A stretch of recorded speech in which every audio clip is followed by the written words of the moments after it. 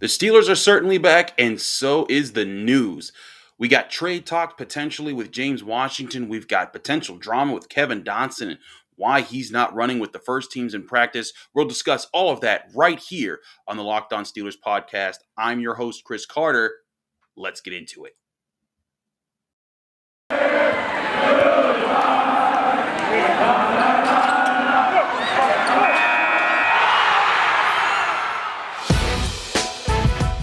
It's the Locked On Podcast Network, your team every day. You are Locked On Steelers, your daily Pittsburgh Steelers podcast, part of the Locked On Podcast Network, your team every day.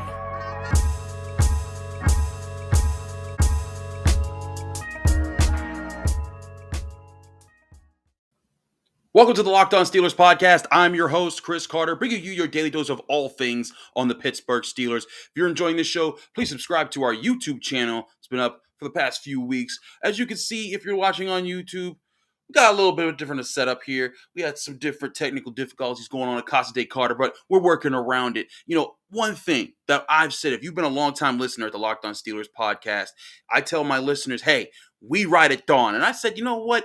So what if I'm going with technical difficulties? If they can ride at dawn, so could Chris Carter. And when we got the Locked On Steelers podcast, we ride at dawn. So we're getting it done here, keeping the show rolling despite any things that get in our way. Now, let's get right into the top Steelers news. Now, of course, Steelers won their preseason game. They had Friday. They're back at practice Saturday and Sunday. And then Adam Schefter struck. Now, if you're a Steelers fan, you've been keeping up with the information. Adam Schefter says he has a source that James Washington, the team's wide receiver, arguably the fourth wide receiver on the team, he has requested a trade from the Steelers, and that there are talks initiating because of that. Then Mike Tomlin strikes back out on Saturday when he's asked about it at his press availability at Heinz Field after practice, and he says James Washington has not told him about any sort of trade, or he's not come to him or anyone about that he knows of. And he says, you know, any anonymous sources, you could throw them out the window. So interesting stuff here.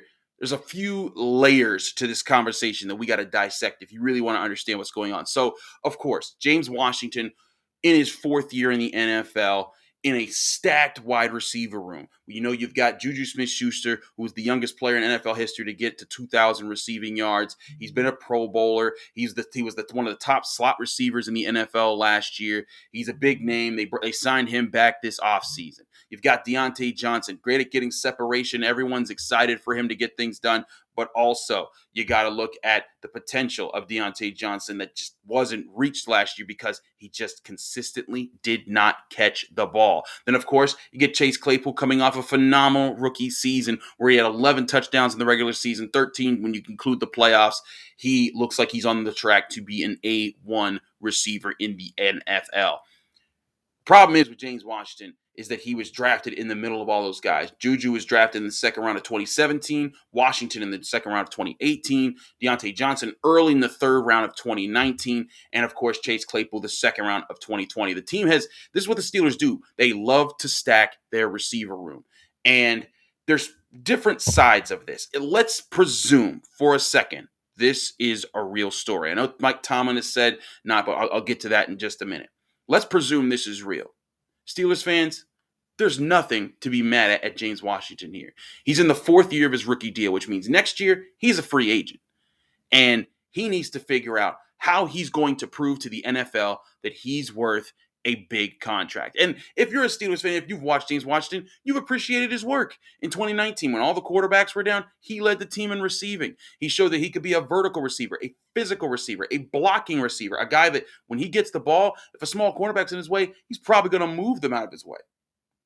He's been a tough fighter and a guy that a lot of fans have come to like. But the problem is that you got Diontae Johnson, whose separation is just on another level. You got Chase Claypool, whose ability to get down the field, his speed and size and his strength are better than James Washington's. And then you got Juju, who just operates out of the slot better, who's been more consistent for the team over the past few years and been a bigger playmaker. That's tough to ignore.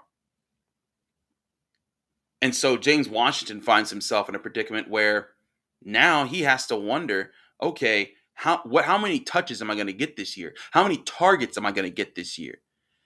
Because not only do you have those three receivers ahead of him, you got Eric Ebron at the tight end position who's going to get a good amount of targets. You got Pat Frymuth, who they drafted in the second round this year, who's going to get a good amount of targets. And of course, you've got Najee Harris, who they're going to be running the ball with and going to be giving him a lot of targets in the air as well. So if you're James Washington, you have a potential of being the seventh option in this offense. That's a tough bill. That's a tough situation right now because when you look at James Washington and you look at his potential, anybody that studies him knows, hey, that guy could be a number 2, number 3 receiver anywhere. There's some teams that he could probably be a number 1 receiver on. And he has the attitude that everyone loves. He's never been me. He's never gotten, he's never, been about popularity. For those that don't like Juju and Claypool for dancing, even though I think that's that stuff gets overplayed a lot, but that's fine. If you don't like that, James Washington doesn't do that. The guy loves to work on a farm. The guy's very much to himself, and he has a swagger about him. You talk to him, he has confidence, but he just shows it in a different way. But now he needs to be able to find a way to show the NFL, hey, before free agency hits next year and the salary cap booms and everyone's going to be spending all their money in that free agency pool, I want to show that I'm worth that kind of money in the free agency pool so I can get that money. But as always, there are two sides to every story. There's a Steelers side to this. I want to get into that Steelers side in the next segment. But first, I got to tell you about one of our great sponsors, and that sponsor is Stat Hero. Did you know that 85% of the people who play daily fantasy sports lose? Is it really that surprising, though? The game is rigged against you. You're playing against thousands of other lineups, not to mention experts who have more tools and more time than you do, and you don't stand a chance.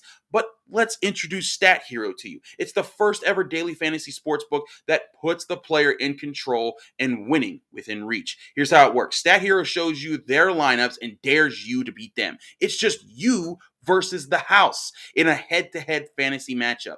You name your stakes. Winner take all. You have the advantage. Stat Hero is showing you their lineups ahead of time. No one else does that. You're in total control, and Stat Hero is DFS the way it was meant to be, one-on-one. Play Stat Hero now and change the odds. Go to stathero.com/locked-on. That's LOCKEDON, locked on. Sign up for free, and right now you can get 3 times back on your first play. That's giving you a 300% match that's unheard of. Go to stathero.com/locked-on. Again, that's stathero.com/locked-on.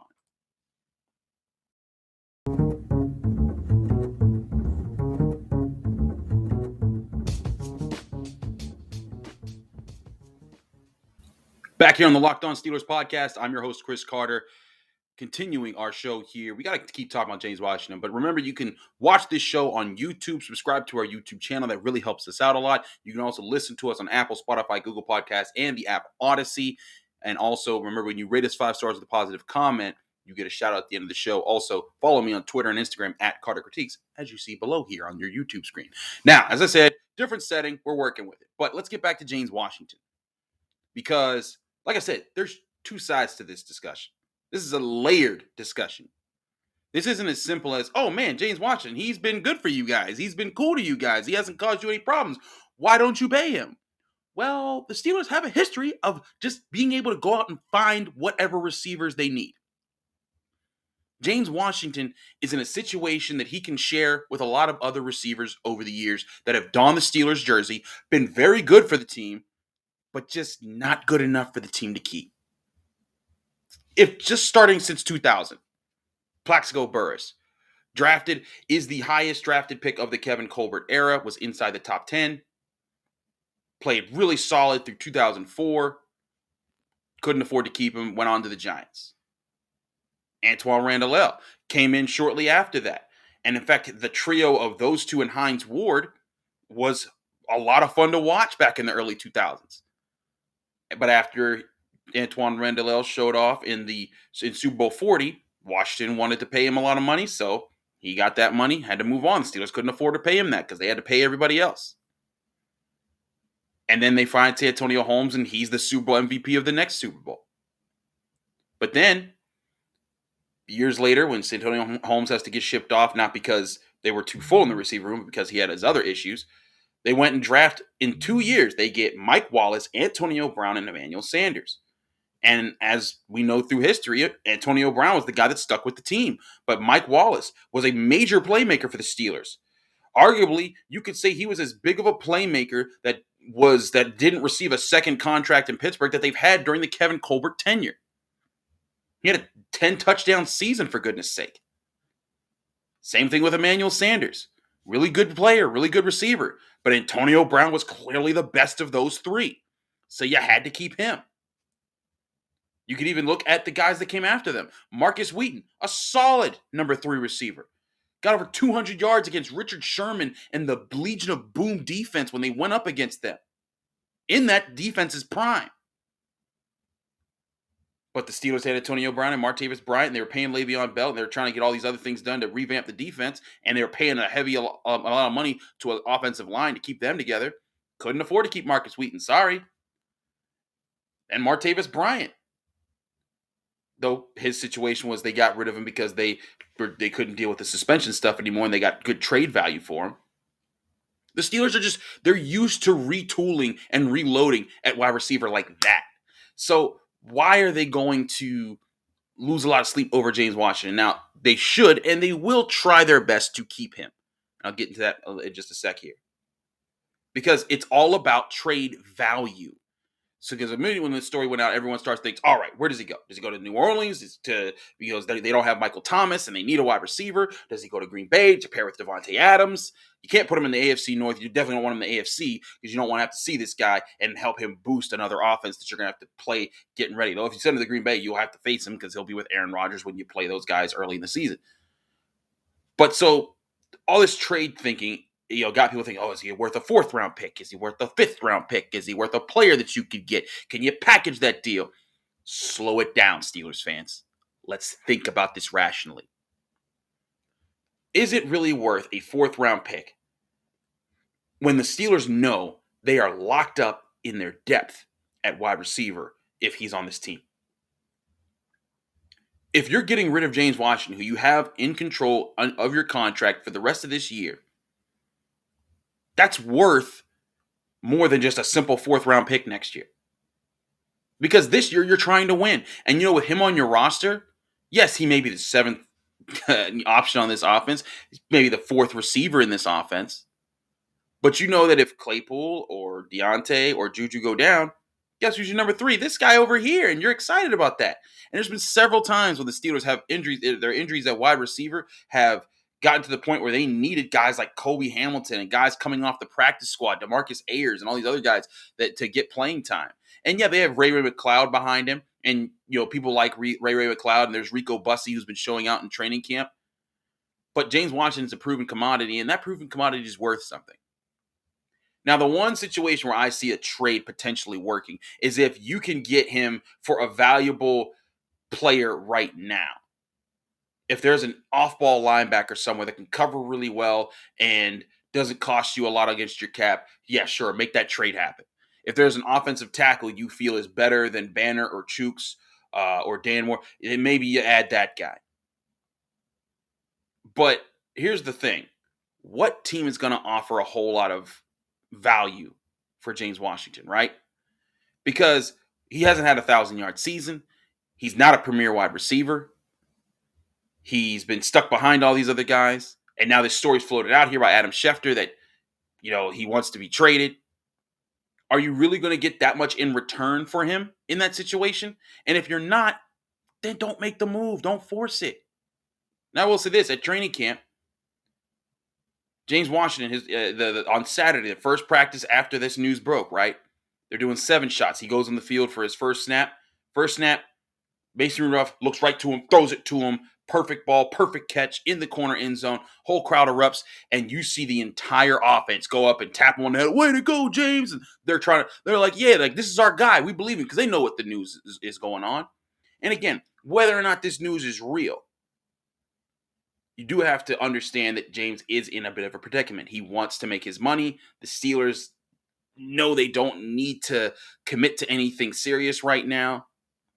And the Steelers also know that, hey, what could end up working out is at the end of this season, say James doesn't blow it up statistically, they'll be able to probably sign him for a much less expensive deal than maybe a Juju Smith-Schuster. Because remember, the 1-year deal that he signed to come back with the Steelers is done this year.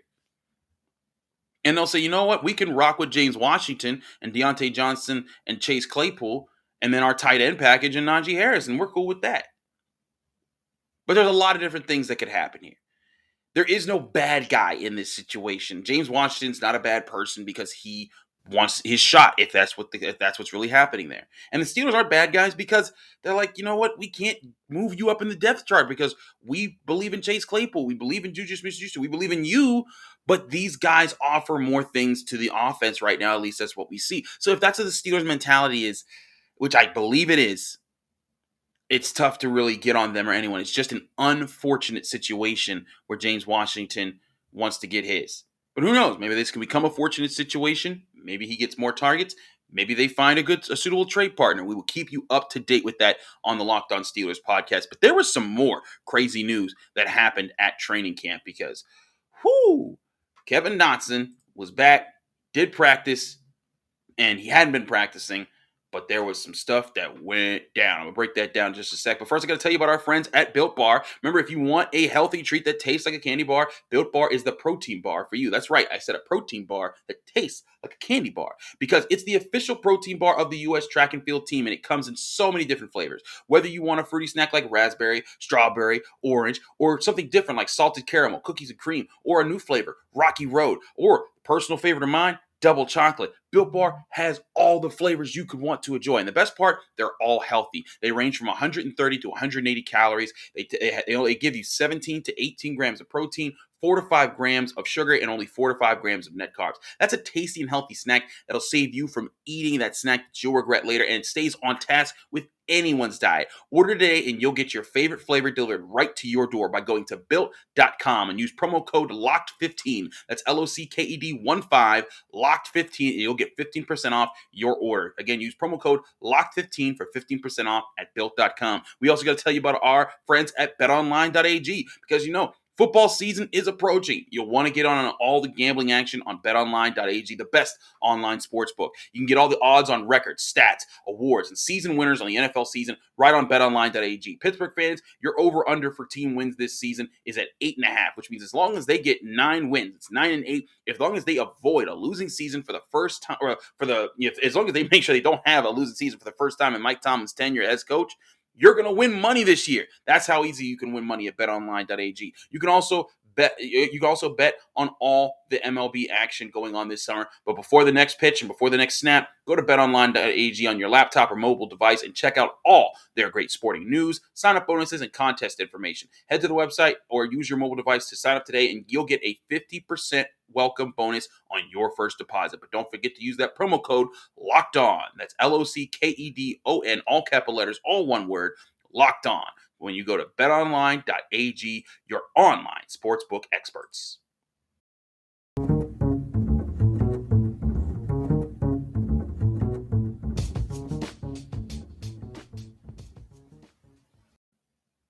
Back here on the Locked On Steelers podcast, I'm your host, Chris Carter.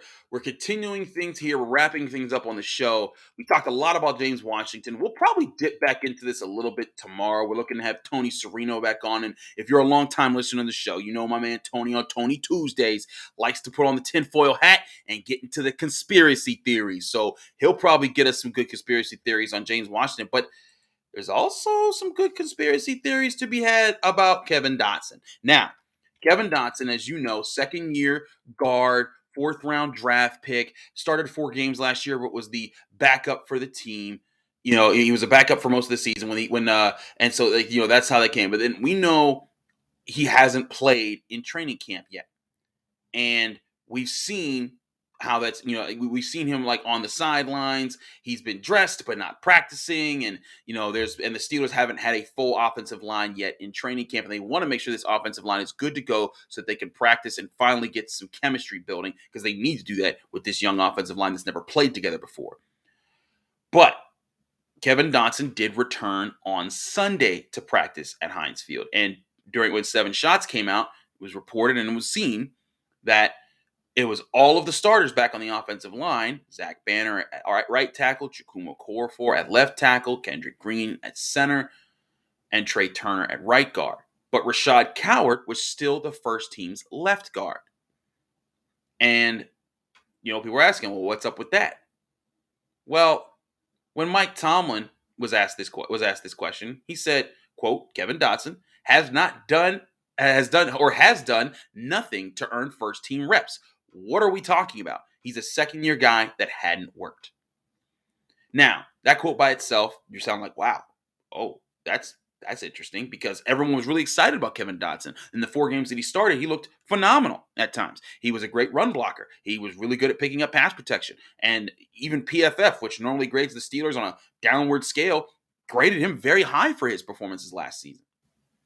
And so this harkened back to a report that I talked about on this show from my colleague, my boss at DKPittsburghSports.com, Dan Kovacevic. He reported about a month ago, I want to say, at the end of minicamp, that there were sources, he had sources within the side of the Steelers, that the coaches were not happy with Kevin Dotson at the stage that he was in. Something to do along the lines of being in shape or being prepared or being ready for something this year. I know there's different takes on what was actually said there, but the bottom line is that there was unhappiness within the Steelers coaching staff about Kevin Dotson and how things had been working out in minicamp. So then you hear this, and Deion, to his credit, was like, I told you so. I wasn't fooling with this source. But Kevin Dotson fired back. First, Kevin Dotson tweets out saying, quote tweeting Brooke Pryor, who quoted the situation as well. He says, when Tomlin says I haven't worked, he means I legit have not been practicing because I've been out with an injury. It sounds weirder when you read it on Twitter. And then he came back at Deion, seeing Deion's tweet, and he says, I haven't practiced but once since we've been back. He feels like the journalist would research that. Now, Kevin's being a little touchy there, because Deion's just reporting. Look, Deion got a source that said something. He reported what the source says, and now he's getting this. This is 2 waves of information coming together for him. So that's natural. He's going to report that. Now, here's where I see this situation. Because Kevin Dotson, everyone's excited to see him play, right? Everyone thinks he's the starting left guard. But you can't forget the point that last year in the playoff game, when Matt Fowler got back healthy, Matt Fowler was the left guard, not Kevin Dotson. Because he was a rookie. He was a 4th-round draft pick. He hadn't earned the starting role yet for the team. Now, the question of when people say, oh, is Kevin Dotson in shape? Look at the way he's working out. Yeah, there's no question. Kevin Dotson's in shape. He's ready to go. And I'll say that, when you watched him, even in just the light drills they did in his first day back, he was looking ready to go. But Kevin Dotson's point, which to his credit, is that he hadn't practiced yet. And he wasn't a solidified starter last year, like Zach Banner was, like Chukwuma Okorafor was. Because they came back from their injuries and they're right with the first team because they've been on the first team. Kevin Dotson has to earn his way there. And so his point is, all Mike Tomlin is saying is, I need to be healthy. And I haven't been healthy. And that's why I'm with the second team, because it was my first day back. So 2 different wavelengths of how this could be perceived, right? Deion's where the team isn't happy with you, Kevin Dotson. You got to get some stuff together, whatever it may be, whether it's in shape or being prepared. Then there's Kevin Dotson wavelength is, hey, it's not that they're not happy about my preparation. They just didn't like the fact that I was physically unable to perform during camp, which also was interesting because there were a lot of days where he didn't practice, but he was dressed. He had his shirt, he had his jersey on, he had his stuff on, and he was doing his own warm-ups. But sometimes trainers will be like, hey, man, there's something going on with him, or there's something that we want to be careful about. It's early in preseason. Let's let him rest. Let's not tweak this situation. Who knows why he's not out there? But it's certainly something to keep our eye on, because this offensive line is going to be a pivotal point for this Steelers season. If they're good, everyone's going to love it. The run game's going to be there. Najee Harris is going to take over. All the excitement in the world. Fireworks. If they stink, maybe the Steelers try to mitigate it.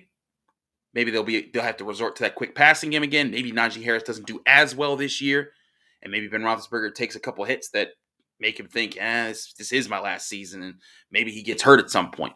But again, these are all maybes. We don't know what the situation is. If you're asking me, Chris Carter, what I think is going to happen here, Kevin Dotson is going to be the starter week 1 by this team.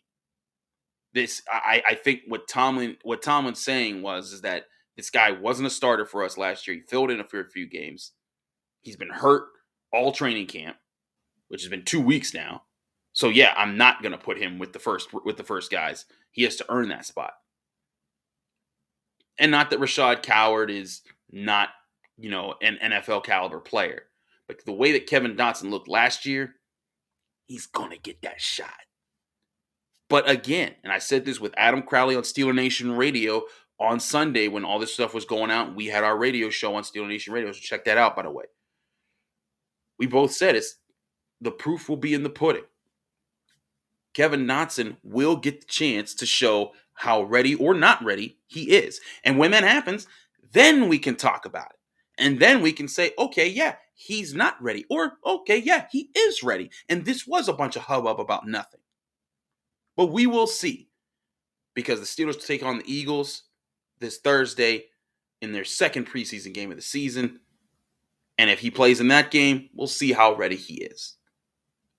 But we're not done talking about this. I'm sure we will be back tomorrow I want Tony Serino's thoughts on this because, he's going to put on his tinfoil hat. And it's something funny for y'all who are watching this on YouTube. Because if you've been listening to the podcast, you hear him say tinfoil hat and you hear him say Matt Canada.